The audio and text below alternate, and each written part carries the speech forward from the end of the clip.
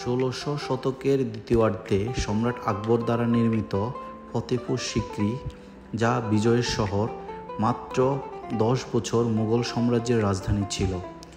সৌধ ও মন্দিরের কমপ্লেক্স সবই একটি অভিন্ন স্থাপত্য শৈলীতে ভারতের বৃহত্তম মসজিদগুলোর মধ্যে একটি এবং জামে মসজিদে অন্তর্ভুক্ত।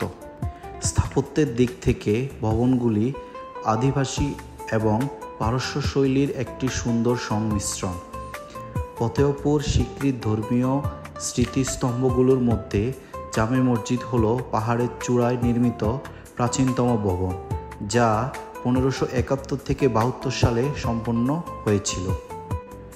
এটি ৫ মাইল দীর্ঘ দুর্গ প্রাচীর বরাবর গেট দিয়ে প্রবেশ করা হয়, যথা Delhi gate, Lal gate, Agra gate এবং বীরবলের gate, Chandanpal gate, Gwalior gate, Tehra gate, Chor gate এবং আজমিরি গেট।